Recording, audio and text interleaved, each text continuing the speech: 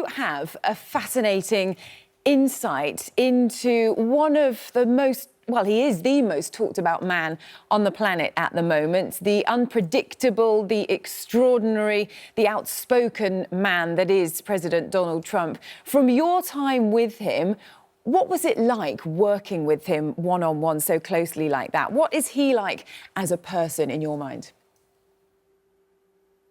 Well, good morning and thanks for having me.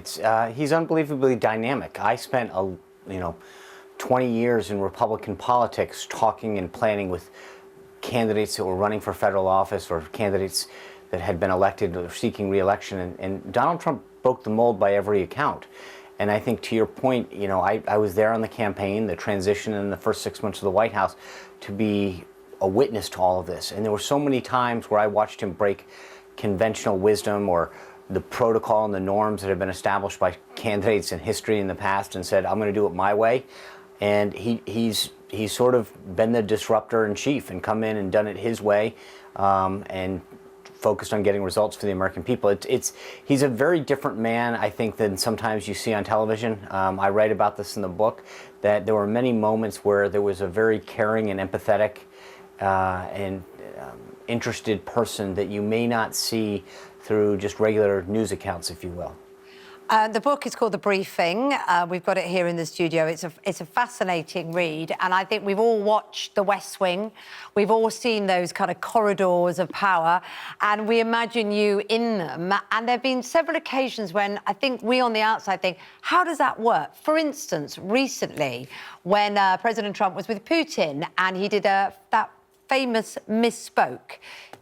He changed would to wouldn't, changing the fact that he thought Russia wouldn't get involved in the elections to Russia would get involved in the elections.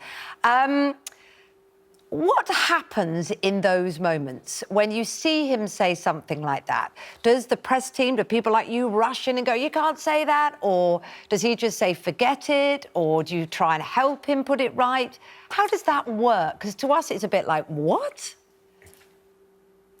I think it's a great question because the answer is it really depends. There are plenty of times when the president himself would lead the way and say we need to go out there and explain what I meant because it's clear that it's going to be misinterpreted. There are times when the staff would say, Mr. President, I know what you meant by that, but I don't think it's going to be interpreted that way. In that past case, I think the White House waited almost 24 hours. I get that they were on a plane. I get that there's some disconnect in terms of, you're hopping on a plane and getting out of there and you're not necessarily seeing it all play out in real time. And it's easy to Monday morning quarterback, as we say here, where you look at these the plays that were called and say, well, this is how you should have run them. It's easy to say that a day later, but, you never know what the circumstances were in terms of, how quick that they got on a plane and didn't necessarily follow the news as close as it might be playing out in real time. Do you like him? Is he nice? I do. And I think if you read the book, you'll realize that there's plenty of times when, I was having a tough time either personally or through a self-inflicted screw-up that I brought upon myself. And it was the president himself who in many cases said, hey, don't worry about it. Or, there were plenty of personal issues that I had to address during the campaign, some tragic family issues. And it was Donald Trump himself who reached out to lend a caring hand. And I don't think that you see that often play out in the media here for a variety of reasons. Some because he doesn't want that, some because it's just not covered as much.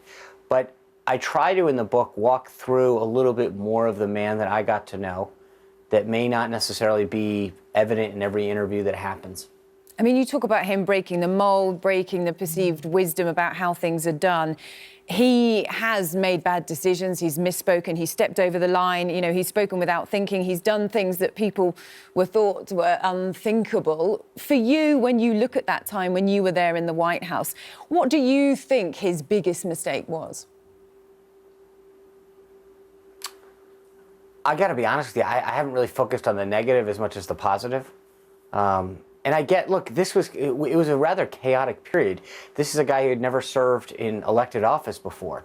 We weren't a group of people that had been working with him before. We were a disparate group of individuals that he put together. You look at like Obama or Bush or even Clinton, they had served in elective office before. They had a team that kind of came in with him that those presidents had that they could lean on. They could build a team that out from there. You know, they could add to it. We didn't have that. We were a very lean and mean campaign. The president hadn't served in elective office before, and so it was this kind of hodgepodge group of individuals that were, in some cases, extremely talented in their fields that wanted to come together to implement the president's agenda. So, you know, I look at what was done and what was accomplished and the results for the American people. I walk through in the book, as you kind of noted, but there's plenty of instances where I take personal responsibility for some mistakes that I made. How hard is it when you look back and there are obvious regrets from you about how your time in the White Office went?